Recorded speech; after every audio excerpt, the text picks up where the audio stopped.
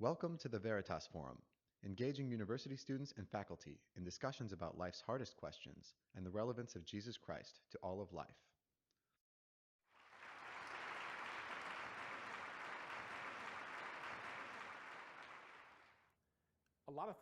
Muchas cosas han sucedido en los estudios de resurrección en los últimos 30 años. Cuando fui a la escuela de posgrado, era la década de 1970. Elegiré un tema.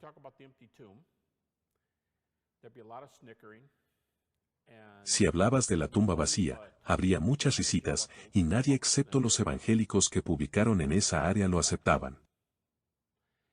Por ejemplo, si hablabas de las apariciones de la resurrección de Jesús. Rudolf Bultmann murió en 1976. Él y Karl Barth dominaron un siglo de teología. Bultmann era un escéptico, y la gente todavía estaba a su sombra cuando yo estaba en la escuela de posgrado. Y si mencionabas las apariciones, todos se reían. En serio.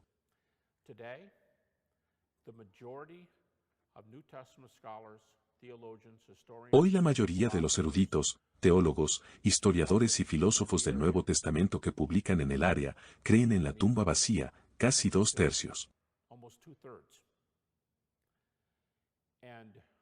En los años 70, si hablabas de las apariciones corporales de Jesús, decían, eso es bueno. Vuelve a tu iglesia y habla de ello, pero no lo hagas en el campus universitario. Hoy la resurrección corporal es la visión predominante en la academia. Algo ha pasado en 30, 40 años. ¿Qué está sucediendo? ¿Qué causó el cambio? Muchas cosas. Como sabemos, las opiniones cambian.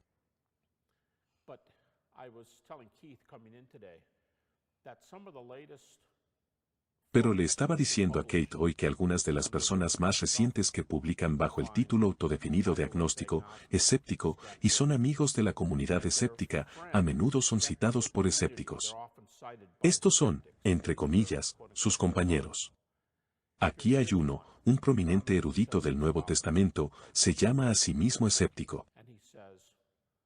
Y él dice, no sé qué hago con estas cosas. Él dijo, pero de una cosa estoy seguro, Jesús resucitado se apareció a sus seguidores después de su muerte. ¿Es ahí donde está el escepticismo? ¿Cuántos escépticos se han mudado de aquí? Quiero decir, en una escala de calificación, de 0 a 10, tendremos a los creyentes como 10 y a los escépticos como 5 y 6. ¿Qué sucedió para mover los 5 a 6.5 y 7 y 8? ¿Qué está sucediendo? Raymond Brown, poco antes de su muerte, probablemente el erudito del Nuevo Testamento más prominente en Estados Unidos, dijo que la mayoría de los teólogos contemporáneos en todas las universidades estatales y en todas partes, la mayoría de los teólogos son conservadores hoy. De nuevo, ¿qué está pasando? Lo que voy a hacer es compartir algunos datos. Permítanme presentar mi metodología desde el principio. Cuando estaba en Michigan, hice mi disertación sobre la resurrección. Tenía 24 años cuando comencé a hacerlo, y estaba muy verde, como dicen. Acababa de entrar donde los ángeles temen pisar. Y tenía mi comité aquí, y había un miembro judío agnóstico del departamento de historia en mi comité. Había un filósofo en mi comité. El presidente de este programa en particular estaba en mi comité, y un sacerdote ortodoxo griego con 2 títulos de doctor, y un agnóstico que el decano asigna a su comité de un área totalmente diferente. En sus palabras, para asegurarse de que 4 amigos no le den a otro amigo un doctorado. Así que tuve un comité mixto de personas que estaban abiertas a la resurrección, y otras que no. Y cuando terminó el comité, aprobaron el tema. Y luego mientras me alejaba, el presidente del departamento de religión me dijo, no nos importa si haces este tema. Quiero decir, somos un campus liberal clásico, por lo que podrías hacer cualquier cosa que puedas evidenciar, pero no intentes decirnos que la resurrección sucedió porque la Biblia lo dice. No intentes eso. Espero que no pudieras verme, pero me sentí como, así. Y entonces le dije, como dije, verde e inmaduro. Le dije, ¿cuánto tiene que ser esto otra vez? Y me dijo, por lo menos 200 páginas. Él dijo, tal vez tomemos 180, pero no podemos ceder en eso. Resultó ser de 350 páginas. Y desarrollé un método para eludir su objeción. No nos digas que sucedió porque la Biblia así lo dice. Y desde entonces llamo a esto el método de los hechos mínimos. Por cierto, mi sitio web es garryhabermas.com. Puedes encontrar conferencias sobre esto y sobre el método y por todas partes. Allí no se vende nada. Y lo que hice fue tratar de trabajar en un área que diga esto. Este es todo el Nuevo Testamento.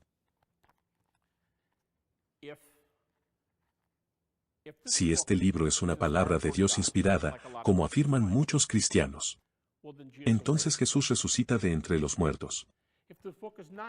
Si el libro no es inspirado, pero es confiable, Jesús ha resucitado de entre los muertos. Pero, ¿y si los escépticos tienen razón y no es así? Si no es inspirado ni confiable. Y es un libro de literatura antigua al nivel de Homero o Platón. Me encanta Tom Wright, quien hace el comentario, si hubieras vivido un par de cientos de años antes de Cristo, Homero habría sido tu Antiguo Testamento, y Platón habría sido tu Nuevo Testamento. Así que digamos que este es otro libro de ese género de Homero y Platón, y no está inspirado, ni siquiera es confiable.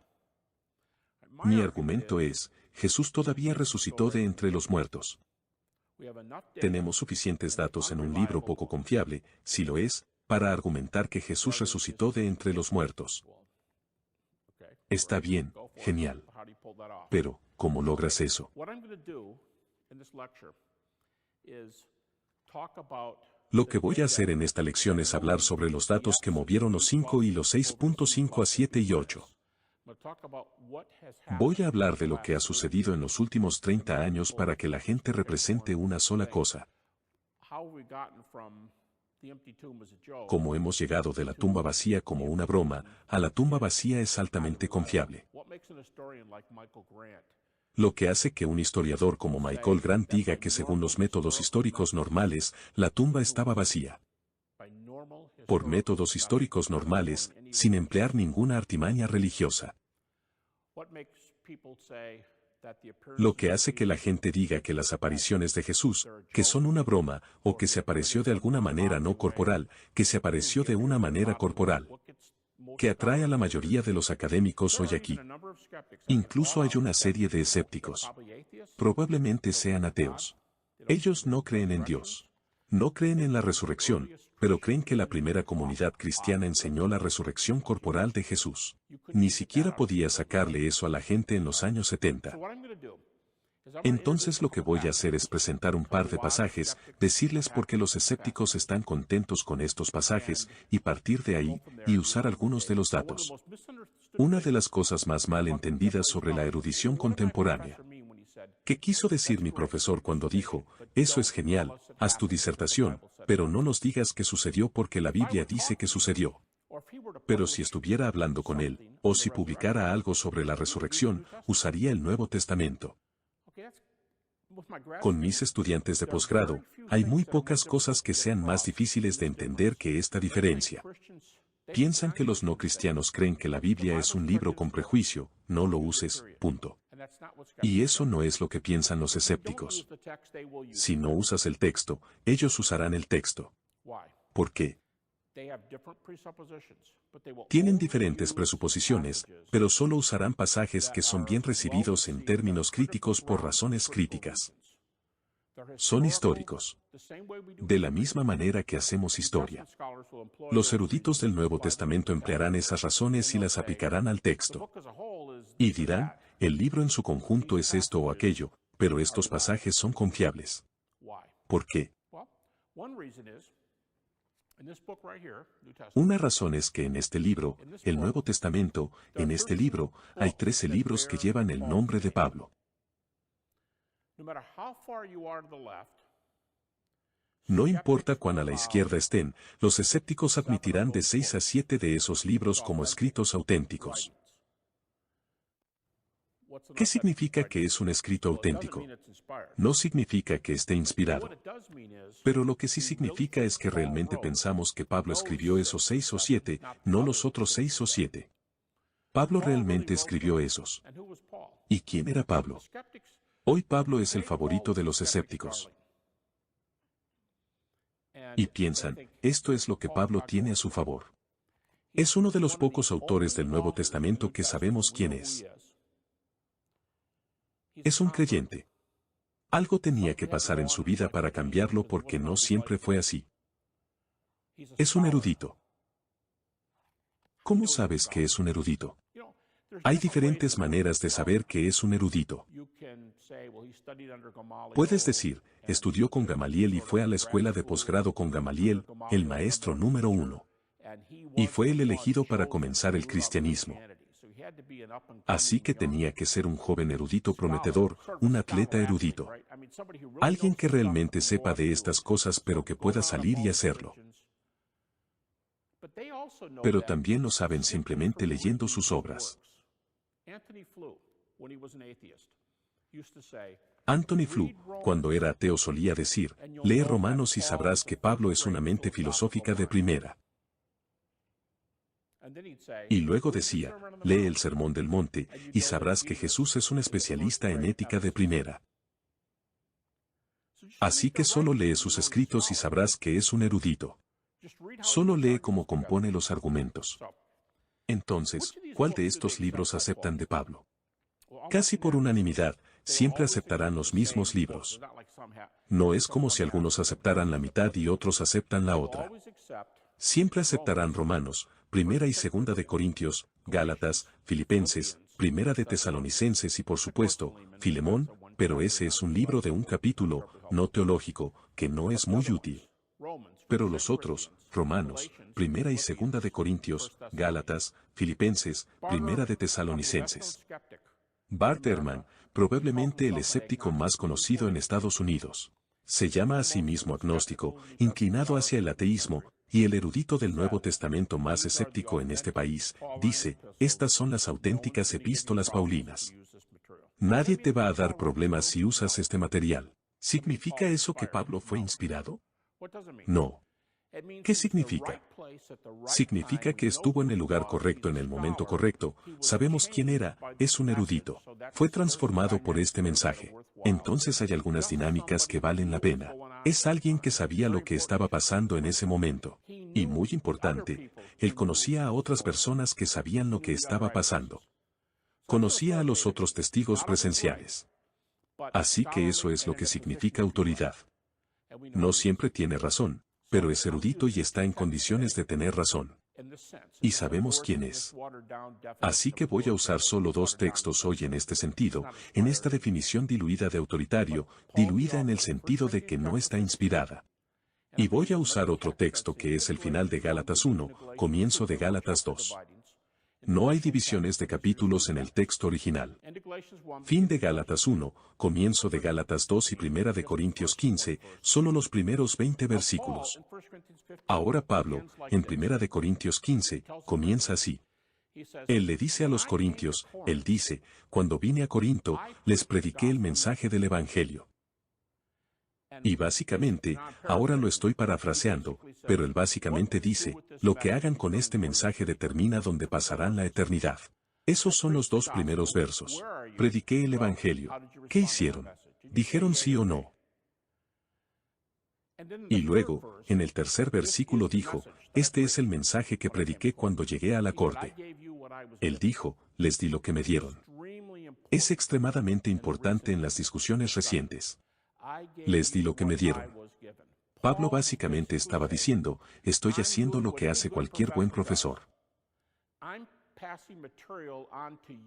Les estoy pasando material que me enseñaron como material confiable. ¿Es confiable? Tendremos que ver. Pero Pablo pensó que era confiable. Y Pablo dijo, les di lo que me fue dado. Bien, ¿y qué es? Entonces habla así, versículo 3, les di lo que me dieron, como Jesucristo murió por nuestros pecados según las Escrituras, fue sepultado, resucitó al tercer día según las Escrituras, y se apareció. Y luego Pablo da una lista de apariciones, 3 individuos. Él mismo se suma al final de la lista. Así que está Pedro que comienza la lista, Jacobo, el hermano de Jesús, y Pablo dice, el último de todos, yo. Y 3 grupos, un grupo llamado los 12, un grupo de 500, y dice 500 de los hermanos. Hay mucha discusión sobre esto, pero Pablo podría referirse a 500 hombres, al igual que la alimentación de los 5,000. Podría haber 10,000 personas. Entonces cuando Jesús se aparece a 500 hermanos, si solo quiere contarlos, podrían haber sido 1,000 personas. Y el último grupo, un grupo llamado a todos los apóstoles. 3 grupos, 3 individuos, Pablo dice que se les apareció. Pero esa frase, les di lo que me dieron como primera importancia. Este es el centro de nuestra fe. Les di esto como primera importancia. Esa es una frase extremadamente crucial porque si hay una conclusión unánime en el Nuevo Testamento hoy, y 1 Corintios 15 puede ser el pasaje más discutido en el Nuevo Testamento, podría serlo. Aquí está la conclusión de que prácticamente todos los académicos que escriben, no me importa qué tan conservativos, no me importa qué tan liberales, no me importa dónde enseñen, cuáles son sus credenciales, prácticamente todos estarán de acuerdo con esta frase. Podemos decir que este pasaje, 1 Corintios 15, 3 y siguiente, es una tradición de un credo reciente. Hay sinónimos de credo, tradición, confesión. Es un informe reciente de un credo. Hay docenas de ellos en el Nuevo Testamento. Y esta es una de las cosas más importantes que ha surgido en los últimos 40 años. Luego en el Nuevo Testamento, hay varios de estos primeros informes, y lo que reflejan es la predicación más antigua de la comunidad apostólica. Bart Ehrman, nuevamente, el escéptico más conocido en Estados Unidos y especialista. Bart Ehrman dice, podemos rastrear este material hasta un año después de la cruz. Si estudias historia, y nuevamente, también tuve que satisfacer a algunos miembros del Departamento de Historia en Michigan. Si estudias historia, hay ciertos criterios para la precisión histórica. Pablo afirma haber obtenido esto de otra persona, y realmente ayuda si él, por casualidad, obtuvo este material de testigos presenciales. Eso sería esencial porque casi nada en el mundo antiguo lo es. Y si lo consiguió en una fecha muy temprana, como es un año después de la cruz, ¿es lo suficientemente temprano para ti? Podrías decir, vas a tener que probarlo. ¿No se escribió ese libro en el año 55 después de Cristo? Así es, 1 Corintios fue escrito alrededor del año 55. Vale, soy todo oídos. Presenta tu caso. Voy a sentarme y escuchar. ¿Cómo regresas del 55 después de Cristo al 31 después de Cristo?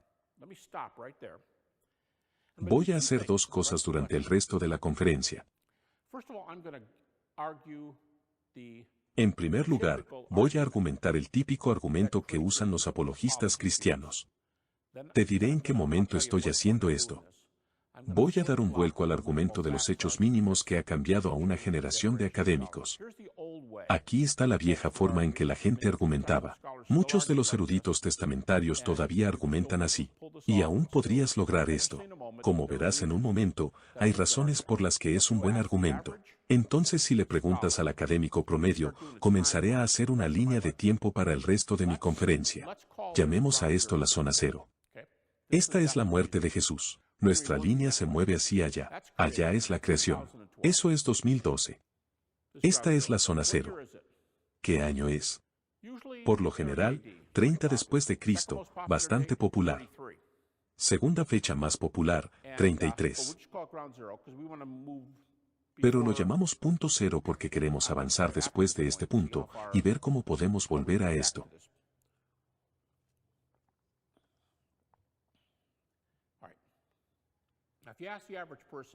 Si le preguntas a la persona promedio, dices, Pablo escribe Primera de Corintios por aquí, a 25 años de distancia.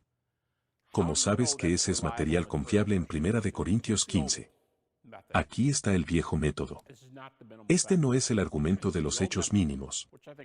El método antiguo, que creo que también funciona, hay que tener cuidado, pero funciona. Vayamos a Marcos, y usaré fechas críticas. Usaré fechas comprobadas críticamente. Entonces dirán, ¿quieres saber qué pasó allá atrás? Echemos un vistazo a Marcos en el año 70 después de Cristo, así que son más de 40. Más 40. Mateo, 80 después de Cristo, o más 50. Lucas, 85 después de Cristo, o más 55. Y todos sitúan a Juan en alrededor de 95, o más 65. Y el argumento es que, a pesar de lo que puedas escuchar, estos son textos confiablemente tempranos en términos de distancia para tener fuentes principales de más 40, más 50, más 55, y más 60 a 65 en el 90 al 95 después de Cristo. Y esto es genial en el mundo antiguo. Tal vez digas, ¿en serio? No estudio historia, no sé. Porque escucharás a muchos escépticos decir, eso es demasiado tarde. Bien, hagamos algunas comparaciones. Estuve en un debate recientemente. Fue un debate extraño. Dos de nosotros tuvimos el debate principal. El debate se prolongó durante 2 días, y luego a cada uno de nosotros se nos permitió traer a 2 tipos para cubrirnos las espaldas, 2 personas más. Así que al día siguiente del debate, 6 personas estaban dialogando. Y uno de los tipos de respaldo del tipo ateo era físico. Y el tipo dijo, este tipo es ateo. Él dice que los cristianos van a querer decirle que 40 a 60 años después es muy cerca. Y supuestamente no lo es. Eso es muy, muy tarde. Así que subí, y había 2 plataformas porque cada uno de nosotros dialogaba con el otro. Y entonces le dije a este tipo, dije, ¿sabemos mucho sobre Alejandro Magno? Él dijo, sabemos demasiado sobre Alejandro Magno. ¿En serio? Y dijo, tenía unos 33 años cuando muere.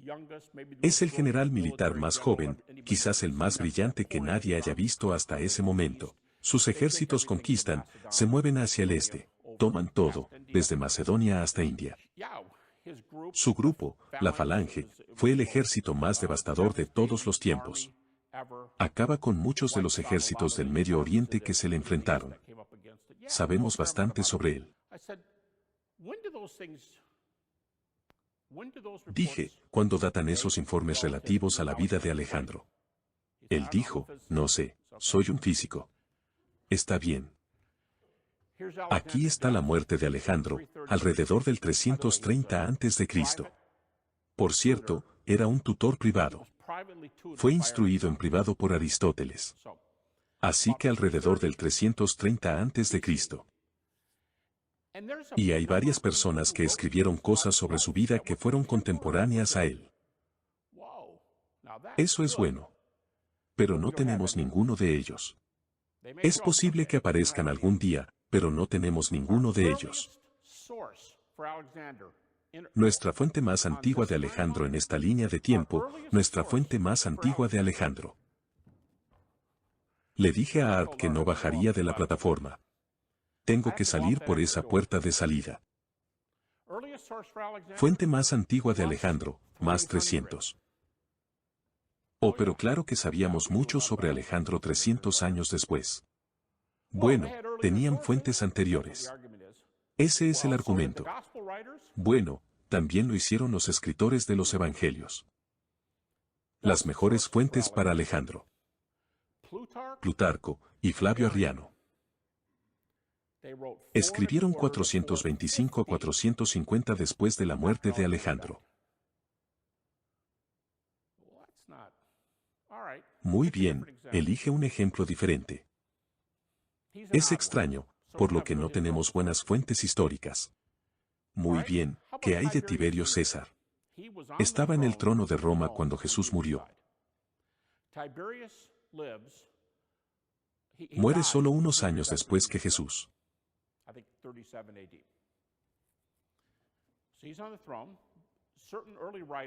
Ciertos escritores antiguos relacionan a Jesús con Pilato y Tiberio. Y tenemos aproximadamente el mismo número de fuentes importantes para Tiberio que tenemos para Jesús. Buena comparación. Comparemos los evangelios con Tiberio rápidamente. ¿Cuál es la fuente más antigua de Tiberio? Contemporáneo, y lo tenemos. Piensas, no voy a decir nada, pero el Nuevo Testamento no se ve tan bien aquí porque no tenemos un argumento contemporáneo, una fuente contemporánea. Hay una fuente temprana para Tiberio. Un general romano, pero es la menos utilizable de las 4 fuentes. Es la menos valiosa de las 4 fuentes. La siguiente mejor fuente para Tiberio. Siguiente mejor fuente. Quiero decir, la siguiente fuente, punto. Es la mejor. Siguiente fuente por ahí. Tácito con más de 80 años, 15 años más tarde que Juan. La siguiente mejor fuente, Suetonio, historiador romano, más 85. Y luego la cuarta fuente para Tiberio. Dion Casio, más 180.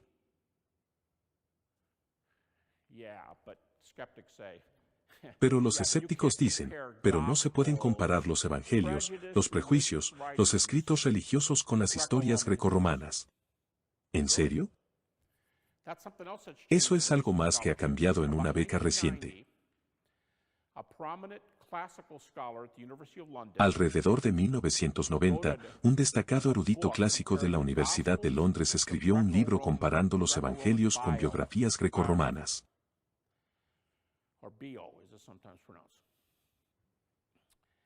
Y argumentó que los evangelios tienen todas las características de las biografías grecorromanas y deberían ser consideradas biografías. Quizá puedas pensar en tus propios campos sobre cómo una gran obra ha cambiado el pensamiento. Y eso se ha celebrado desde 1990. Y hoy la mayoría de los estudiosos del Testamento crítico, los estudiosos del Testamento creen que los evangelios son biografías grecorromanas. Entonces son del mismo género. Tal vez digas, pero mencionan milagros. Los historiadores grecorromanos también. ¿Estás bromeando? ¿Es en serio? Prácticamente todos los escritores grecorromanos. Tucídides es una excepción.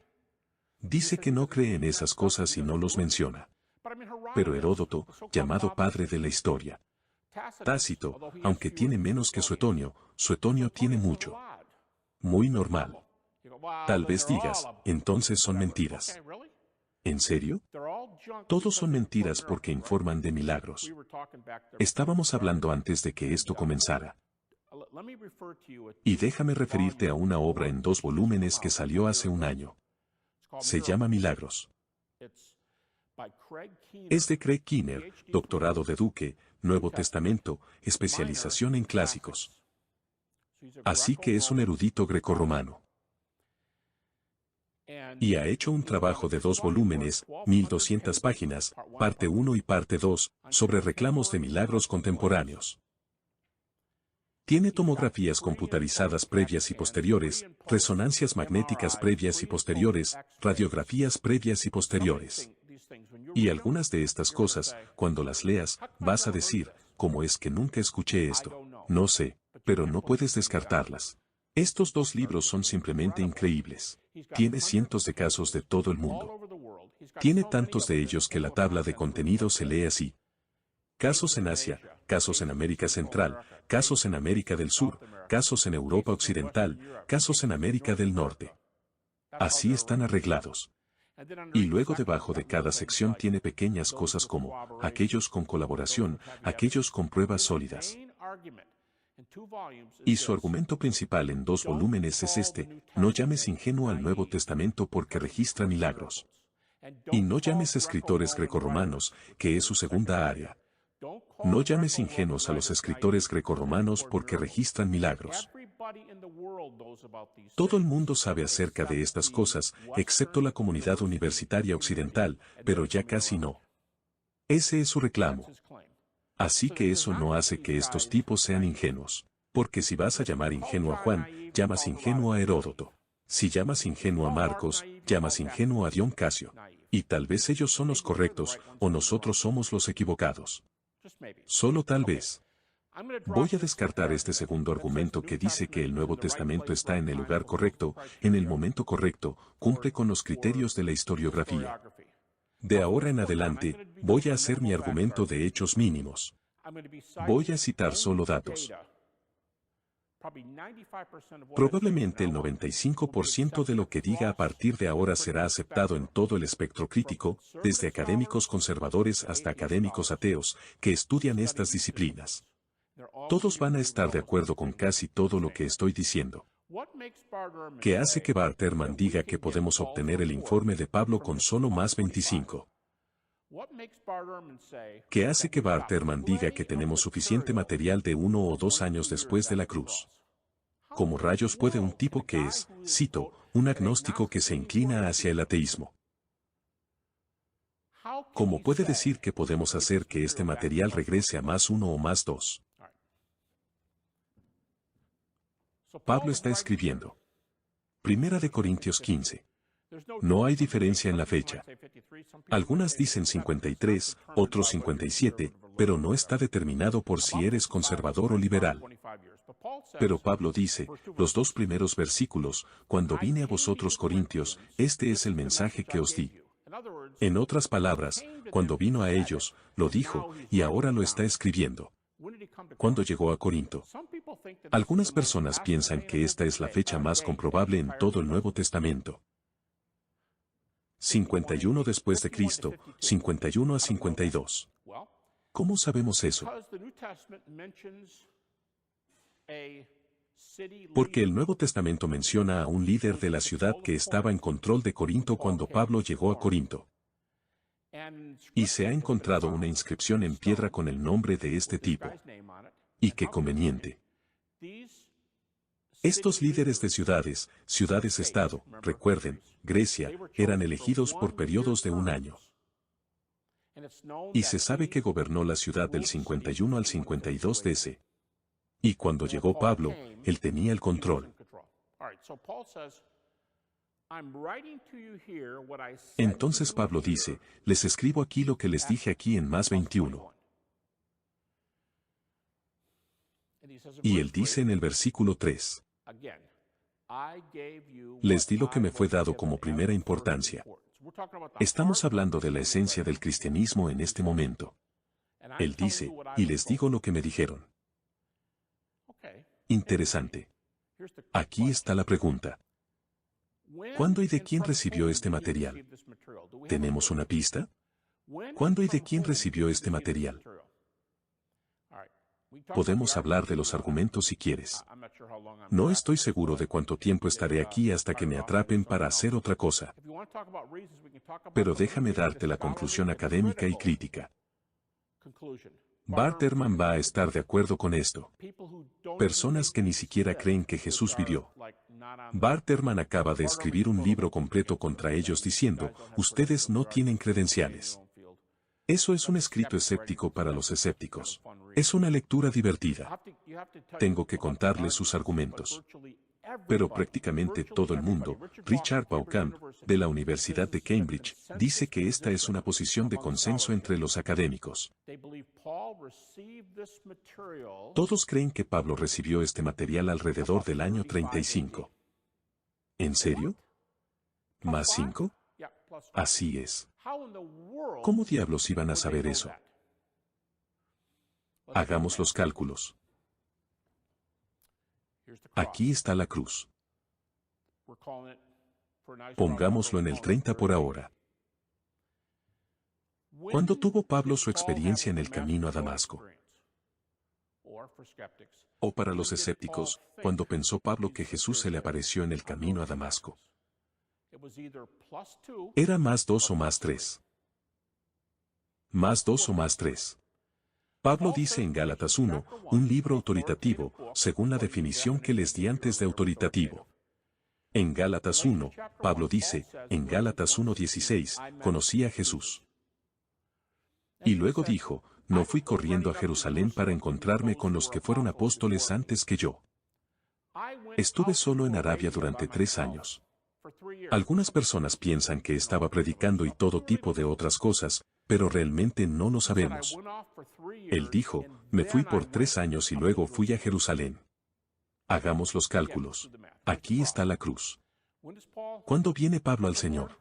Más 2. Tal vez digas, creo que es más 3. 3 años después, va a Jerusalén. 3 más 3, 6, 30 DC. Algunos dicen, creo que se convirtió hacia el 32 DC. Bien, excelente. 2 más 3, 35. Y en Gálatas 1, Pablo dice, fui a Jerusalén después de 3 años, entonces estamos en más 5, o más 6 después de la cruz. Y Pablo dice, pasé 15 días con Pedro, el apóstol principal. Él dijo, no vi a otros apóstoles excepto a Jacobo, el hermano de Jesús. Pasé 15 días con Pedro y Jacobo, el hermano de Jesús. ¿De qué estaban hablando durante ese tiempo? El tema del libro de Gálatas es la naturaleza del Evangelio. Supongo que tal vez podríamos decir que este es el tema de Gálatas, aquí está el Evangelio, está bien, no lo cambies, si lo cambias, eres un anatema. Predica lo correcto, no intentes llegar de otra manera. Es por gracia a través de la fe. Muy bien, ¿lo entendiste? Esa es la conclusión. Entonces cuando él va a Jerusalén a más 5 o más 6, si no estaban hablando del Evangelio centralmente, al menos tenía que surgir.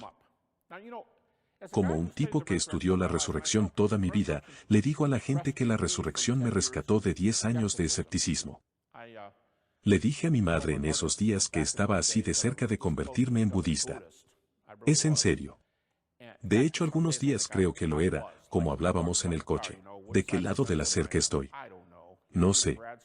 Estás en la escuela de posgrado y estás pasando por esto, y muchas cosas están sucediendo. Y la resurrección me rescató de esto.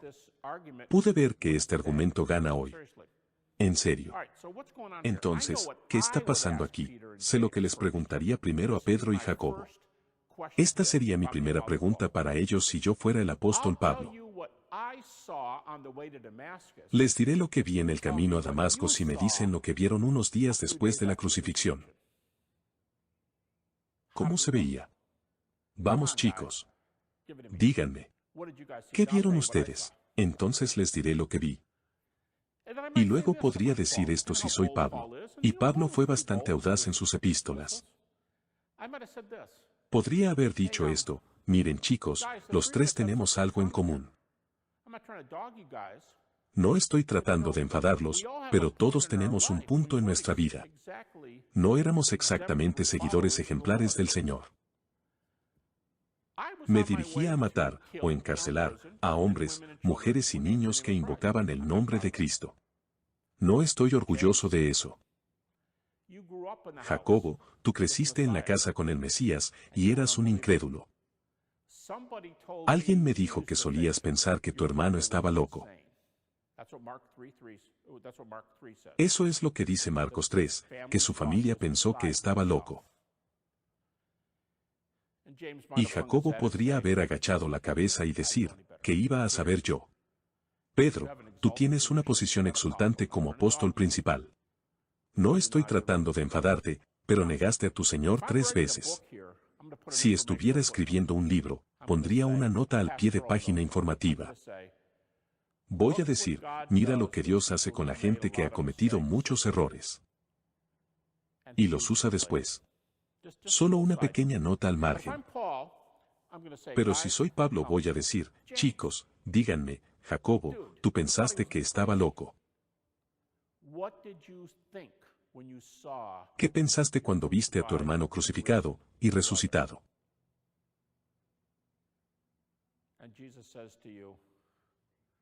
Y Jesús te dice, hermano, soy yo. ¿Cuál es el primer pensamiento que se te vino a la mente? Pedro. Seguro pensaste que todo fue en vano. Lo arruinaste. Querías volver a pescar. ¿Qué pensaste cuando se te apareció? Y chicos, déjenme decirles cómo fue para mí en el camino a Damasco. Quiero decir, cómo fueron esos 15 días. En realidad es una palabra griega larga, pero está en Gálatas 1, versículo 18. La palabra griega es historizai. La raíz de la palabra es histor, H-I-S-T-O-R, si la transliteras. Ahora, no saltes a conclusiones y digas, ajá, esa es nuestra palabra historia. Es la palabra griega de la que obtenemos nuestra palabra historia, pero no significa que significaba historia en el primer siglo. Pero, ¿qué significa histor o historizai? Las traducciones al español suelen distorsionarla. Es una palabra muy interesante. Significa entrevistar para adquirir la verdad. Probablemente la palabra más cercana que tenemos hoy para describir este historizai lo vemos todas las noches, dependiendo de dónde vivas. Solía vivir en Montana durante 3 años, y eran las 10 de la noche. Está en su televisión, noticias de testigos oculares. La palabra historizai significa, échale un vistazo. Se usó en papiros en una fecha temprana para personas que no aceptaban las palabras de otras personas. Un geógrafo. Fue utilizado una vez por un geógrafo. No voy a preguntarte qué hay en ese río. Puede que vivas a 1 milla más arriba, pero voy a comprobarlo yo mismo. Así que voy río arriba, luego escribo mi diario. Eso es historizai. Esas son noticias de testigos presenciales.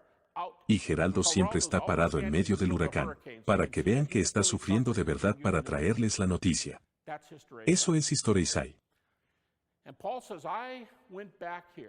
Y Pablo dice, volví aquí, a más 5 o 6, porque quería investigar. Luego a medida que avanzamos desde el final de Gálatas 1 hasta Gálatas 2, sin interrupción de capítulo, dice, 14 años después, volví. 14 años después, volví. Los críticos, Bart Ehrman, y otros, ponen este evento alrededor del 48 DC. Todavía tenemos más de 18. Regresó y Gálatas 2:2 es uno de los versículos más increíbles del Nuevo Testamento. Me encanta la forma en que la King James lo traduce, pero la mayoría de las traducciones dicen casi lo mismo.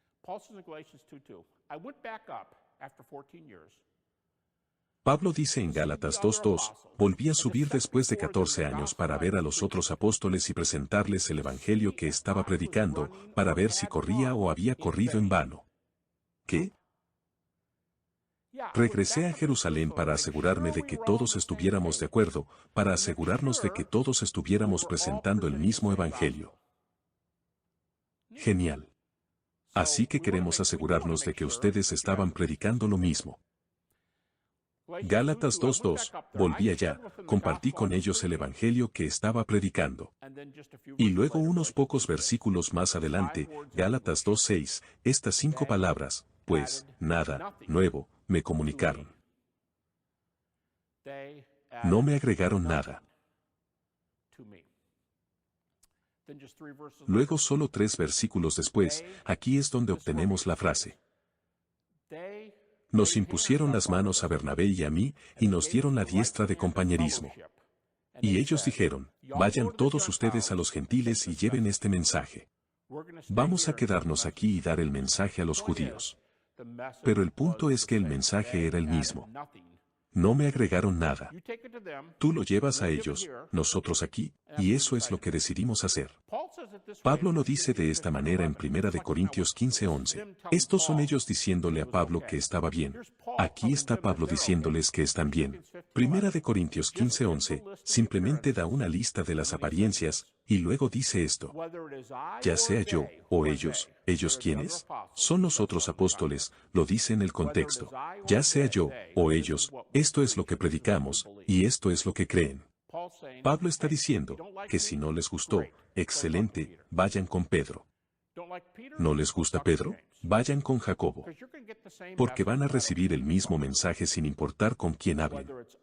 Ya sea yo, O ellos, así enseñamos, y ustedes creen. Los próximos versículos, eso es lo que Pablo dice 3 veces. Si nos equivocamos en esto, somos mentirosos. Si nos equivocamos en esto, estamos predicando en vano. El somos se refiere a él y los otros apóstoles, porque estaban predicando el mismo mensaje. Es uniforme, una cosa más y listo. Hasta ahora me he estado enfocando en este punto aquí mismo, 5 o 6 años después de la cruz. Pero voy a afirmar que podemos regresar hasta la cruz. Podemos cerrar esta brecha. Porque Bart Ehrman, con lo que comencé, porque Bart Ehrman dice que podemos transmitir este mensaje 1 o 2 años después de la cruz. ¿Por qué lo concede? ¿Por qué ha cambiado totalmente en esto? Debido a este argumento de credo. Y en el Nuevo Testamento pueden decir que esto fue una predicación temprana. Esto es lo que predicaron los primeros apóstoles. Fue entonces cuando Pablo escuchó el mensaje. Historizai, Gálatas 1:18. Fue entonces cuando hizo la investigación de primera mano.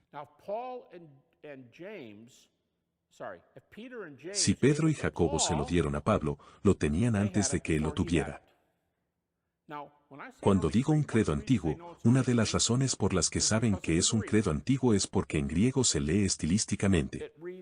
Primera de Corintios 15, 3 y siguientes, se lee así en griego. 2 estrofas, con información. No una secuencia de rimas como el inglés. Pero con una forma fácilmente memorizable. ¿Por qué? Debido a que la mayoría de los eruditos del Nuevo Testamento hoy en día creen que la gran mayoría de las audiencias de Jesús, al contrario de otras cosas que ustedes pueden haber escuchado, la gran mayoría de las audiencias de Jesús eran analfabetas. Hasta el 90%. ¿Qué haces cuando le enseñas a alguien que es analfabeto, pero quieres que le enseñe a otra persona? ¿Qué haces? Cuentas historias que recordarán. Parábolas. Y les das declaraciones breves y concisas que memorizarán. Pon la otra mejilla, camina la milla extra, haz a los demás lo que memorizarán. Y cuando codificas las cosas en uno de estos, especialmente si hay un original arameo, que es el idioma que hablaba Jesús. Ahora sabemos que realmente vas a regresar a la iglesia porque alguien tuvo que inventar esto. Pablo lo escucha. Lo tenían antes que Pablo. Alguien tuvo que codificarlo. Tenías que pasar de los eventos a la rima. Y estamos justo encima de eso. De hecho, algunos de los principales académicos de la actualidad han dicho lo siguiente. Larry Hurtado, recién jubilado, director del Departamento de Religión de la Universidad de Edimburgo. Dice Hurtado, desde el principio en el 30 después de Cristo, Hurtado dice que tenían que estar presentes 2 doctrinas, o no habría cristianismo. ¿Cuáles son esas 2 doctrinas? Deidad de Cristo y una resurrección. Por supuesto, si hay una resurrección, hay una muerte. Entonces, deidad, muerte, resurrección. Ese es el Evangelio. Cada vez que escuchas la definición del Evangelio en el Nuevo Testamento, esa es la presentación mínima del Evangelio. Deidad, muerte, resurrección, y luego la pregunta, ¿tienes fe? Eso es lo que Pablo está diciendo en 1 de Corintios 15, 1 y 2. Primeros 2 versículos, 1 de Corintios 15, 1 y 2. Entonces deidad, muerte, resurrección, creencia. Y dice Hurtado, desde el principio. Tienes eso. Desde Edimburgo. Richard Bauckham, de Cambridge. Lo mismo. Di esta conferencia una vez en Cambridge. Misma conferencia. Y Richard Bauckham, que es un erudito muy destacado, se coló y se sentó en la última fila mientras yo hablaba. Seguí adelante y le di una conferencia regular, que tomó su nombre en vano varias veces, y dije, Richard Bauckham dice que puedes fecharlo ahí. Le pregunté más tarde, ¿tiene algún comentario? Él dijo, no, eso es lo que enseño. Que está presente desde el 30 al 31 después de Cristo. El tercer tipo, James de Hedun, es tan influyente como cualquier erudito histórico de Jesús en la actualidad. Él dice que lo más tarde que esto. Se pudo haber memorizado. Lo más tarde que se pudo establecer desde el evento a la rima es 6 meses después de la cruz.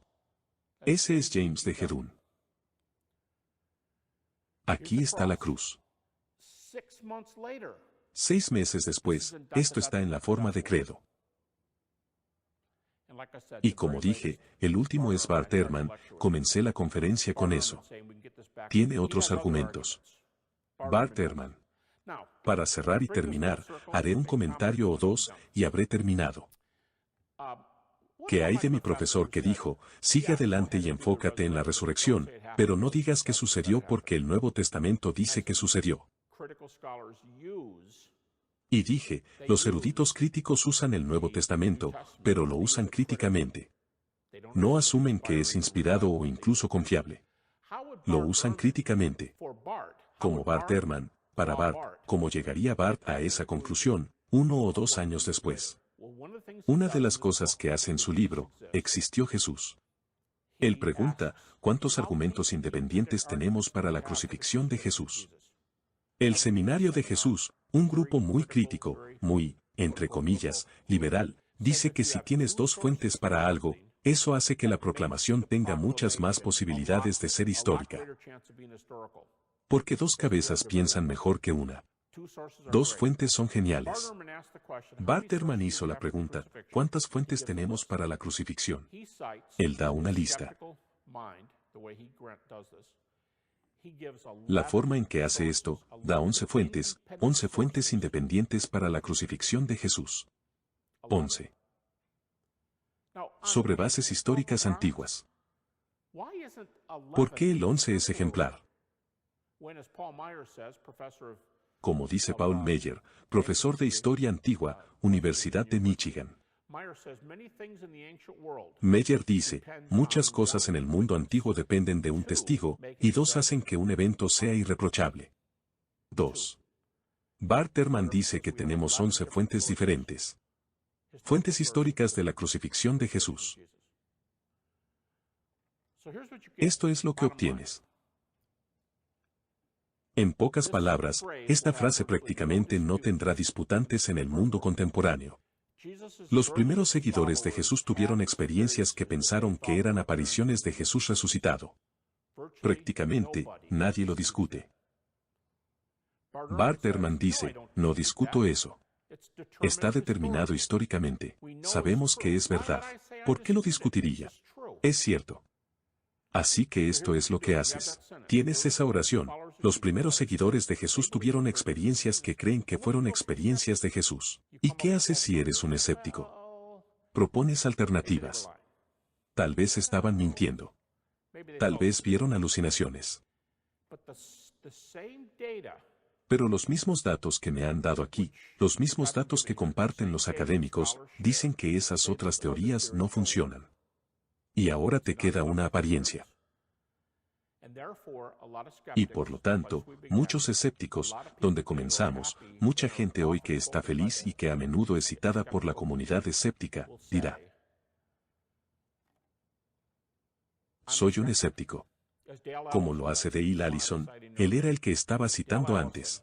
Dale Allison, quien dice, soy un escéptico, se llamó a sí mismo un deísta críptico. Y luego dice, pero estoy seguro de que el Jesús resucitado se apareció a sus discípulos después de su muerte.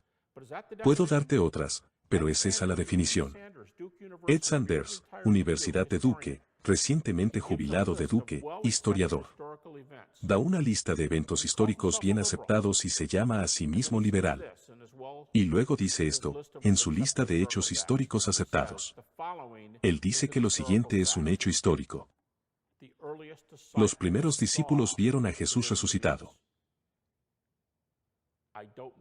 No sé cómo lo vieron exactamente, pero lo vieron. Eso es parte de su lista.